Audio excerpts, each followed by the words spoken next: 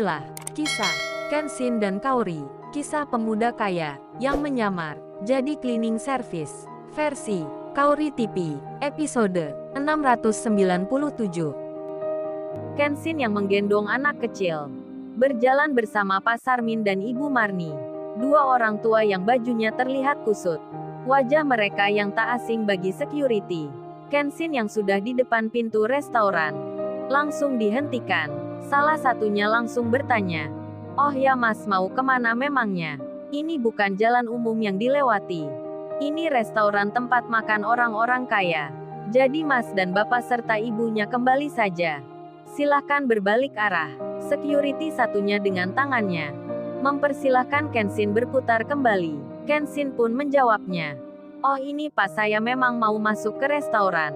Saya dan Bapak serta Ibu ini akan makan di dalam. Jadi memang tujuan saya begitu."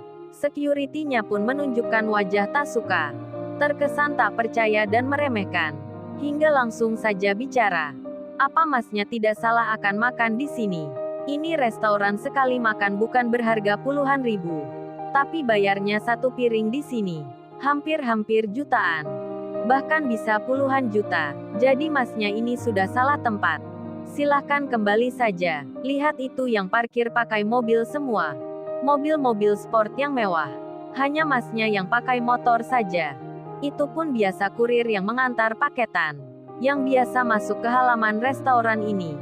Saya kira tadi Masnya ini kurir. Ternyata mau makan di sini." Dua orang security tertawa, lalu melanjutkan bicaranya. "Oh ya, lagian Bapak dan Ibu tua ini, kita sudah biasa melihatnya. Mereka makan mengambil sisa makanan di luar. Jadi masa sekarang mau masuk ke restoran? Di dalam itu orang-orang yang terhormat. Banyak di antara mereka bos-bos perusahaan. Kalau Masnya dan Bapak serta Ibu ini masuk ke restoran, bisa-bisa mereka tak akan suka. Kita-kita yang akan dimarahi. Restoran ini juga kena imbasnya. Jadi Masnya kembali saja. Masih banyak warung di luar." Kenshin tak diperkenankan masuk ke dalam. Kenshin pun lalu bilang, "Tapi ini saya berniat membeli makanan di sini. Saya bisa membayarnya." Security pun menjawabnya, "Ah, kamu bercanda saja anak muda. Kalau gitu tunjukkan uangmu. Apa ada di sakumu?" Kenshin pun mengambilnya. Setelah diambil dengan tangannya, hanya terselip 500 ribuan. Yang uang itu untuk beli es krim. Security pun melihatnya. Langsung saja bicara, "Oh hanya segitu uangmu? Ya nggak cukup Mas makan di sini. Sepiring saja paling murah 1 jutaan. Belum minum dan biaya tempatnya. Semua ada hitungannya. Paling tidak satu orang yang masuk ke restoran ini biasanya menghabiskan 5 juta. Nah itu hanya 500 ribu yang dipunya. Mana cukup untuk makan di sini? Kalau bertiga dan sama anak kecil ini, harusnya makan di warung saja. Pasti cukup uangnya." Security meremehkan Kenshin. Memang di dompet Kenshin hanya ada uang segitu. Kenshin tak membawa uang yang banyak. Kemudian Kenshin bicara, "Oh ini saya ada ATM Pak. Saya membayarnya pakai ini saja." Kenshin menunjukkan kartunya, namun security sudah tak percaya. Malah mereka bilang, "Wah kalau itu semua juga punya. Saya pun juga ada. Tapi apakah kartu ATM-mu itu ada uangnya? Jangan-jangan hanya 100 ribuan. Sudah Mas, lebih baik kembali saja. Daripada nanti bikin masalah." Security mulai mengusir Kenshin. Di tengah itu di dalam, ada pengumuman dari customer service. Customer service-nya bicara, "Oh ya mohon maaf sebelumnya. Untuk mobil yang parkir di sebelah selatan, mobil Lamborghini dan Ferrari, Mercedes serta BMW, dengan plat nomor yang saya sebutkan. Mohon untuk keluar sebentar. Tolong dipindahkan mobilnya ke tempat yang aman. Sebab petugas kebersihan pemerintah sedang memotong daun-daun pohon di atas jalan. Kami khawatir akan terkena ke mobilnya. Jadi kami minta maaf karena mengganggu waktunya."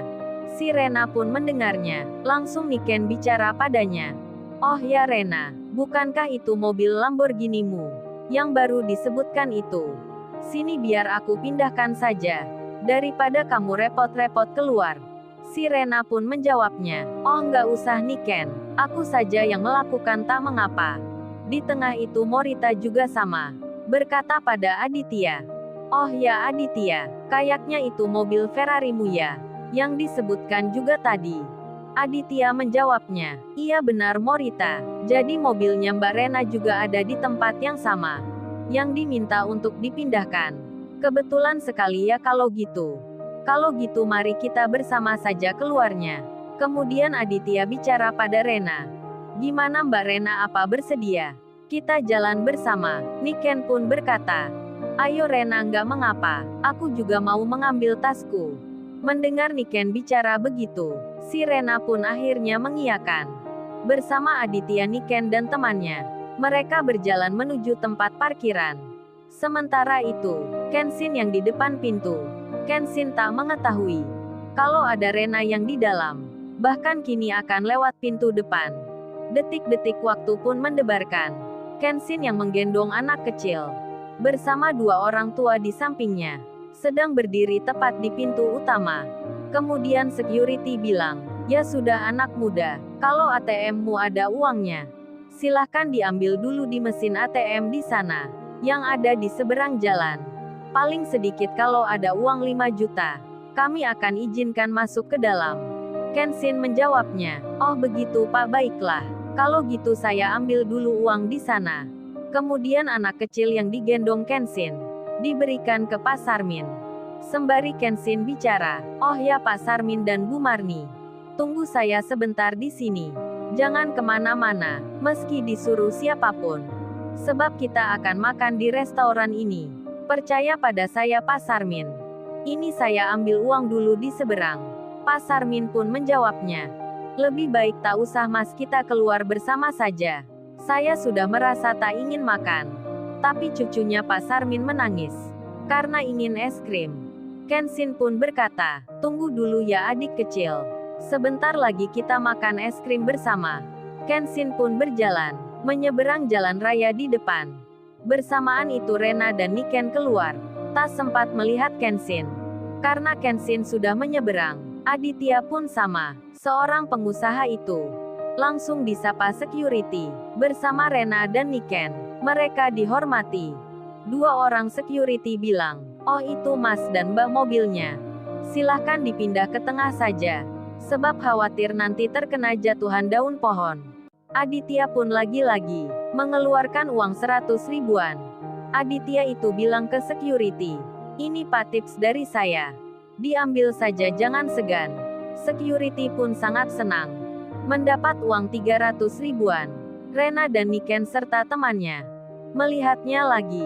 Aditya cowok pengusaha ini benar-benar baik orangnya. Perhatian pada security pula. Saat Aditya berjalan, security itu bilang ke Pak Sarmin dan Ibu Marni. Oh ya minggir dulu Pak, ada tamu yang penting. Rena dan Niken melihat dua orang tua yang berdiri sambil menggendong anak kecil. Disuruh security minggir. Rena pun melihat Pak Sarmin. Pakaiannya seperti orang tak punya. Aditya pun melihatnya pula.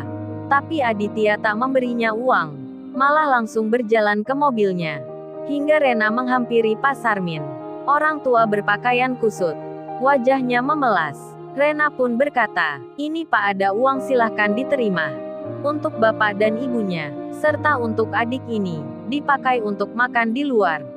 Si Rena memberikan uang. Namun Pak Sarmin bilang, terima kasih Mbak. Tapi saya sudah berjanji pada seorang pemuda. Tak akan kemana-mana. Menunggunya di sini. Jadi saya tak bisa menerima uangnya. Si Rena dan Niken pun terheran. Orang tua ini tak mau menerima uangnya. Security yang melihat itu malah bilang, waduh Pak sayang sekali ditolak uangnya. Bukankah bisa buat makan di warung depan? Kok malah menunggu pemuda yang gak jelas begitu? Lebih baik bapak dan ibu tak usah percaya. Diterima saja uangnya dan tinggalkan pemuda itu. Security pun bilang ke Rena, begini non bapak dan ibu ini.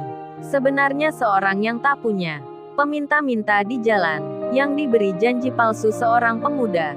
Kasihan non orang tua dibohongi. Si Rena pun lantas bertanya, memangnya siapa pak pemuda itu?